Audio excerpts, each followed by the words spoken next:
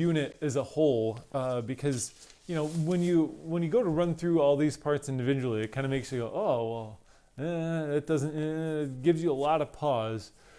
However, the unit as a whole is a very solid. I think the best way you could kind of put this bike is if someone had a recipe for a cake, and you were going to go bake that.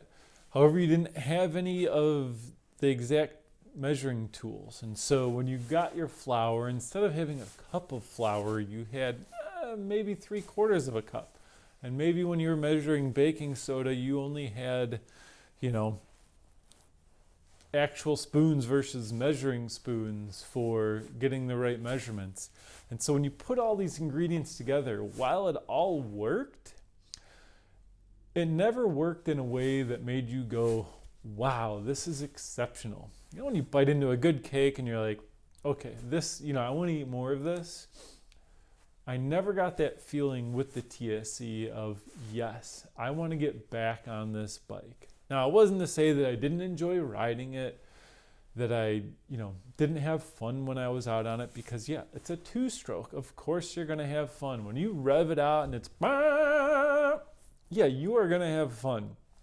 However, when I went to the garage, there's some bikes, when you get to them, you're like, yes, I want to get more time in the seat on that. I want to be pushing myself on this, or I just want to be out, having fun with it. I never had that. And so for me, it's one of those things where you go, weighing in the fact that, yeah, it's way cheaper than stuff on the market. However, resale value, that doesn't really jive. But it was never this perfect, good bike. And it's not to say that I don't like bikes with soul and character. I've, owned Aircooled Ducatis that ooze with soul. And I've owned bikes like a Honda Nighthawk 750 that were dull as a toaster. And those all have their place.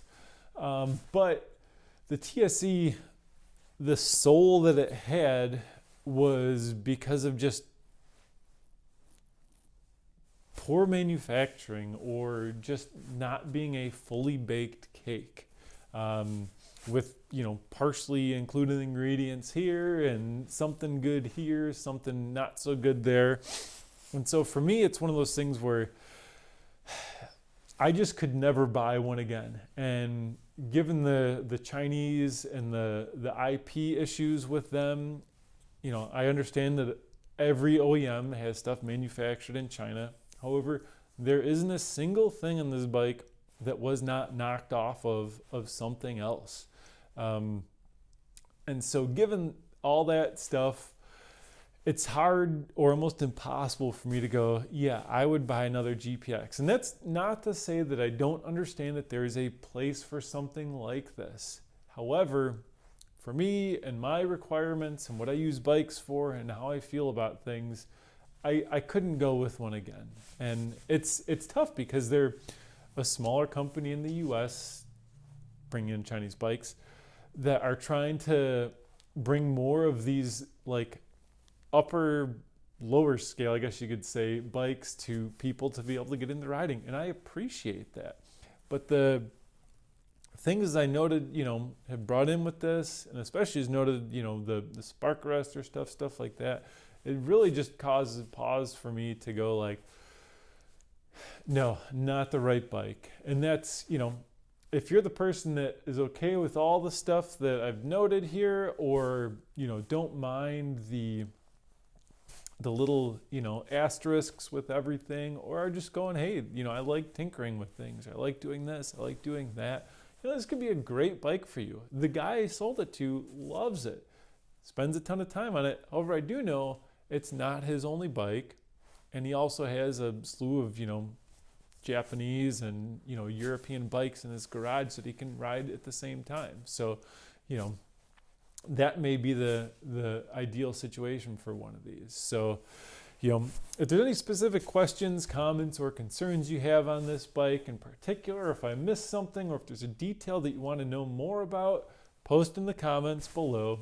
I'll happily take any, you know, criticism on this that you may have. And, you know, it's tough because I know as I read the Facebook group for the GPX and Pitster stuff, you know, you literally can't read a negative comment on these. And even, you know, Everride ADV, he, you know, had the great video on the SE250R, and he loved it as well. But I can't not be honest with what I think are the shortcomings and the positives of this bike. So as I said, comment below, like, subscribe, check out the other videos. I'll try to get as many TSE videos up as I can, links to other things, and if you, like I said, let me know your thoughts. I'm Andrew from Spackle Bucket Moto. Peace.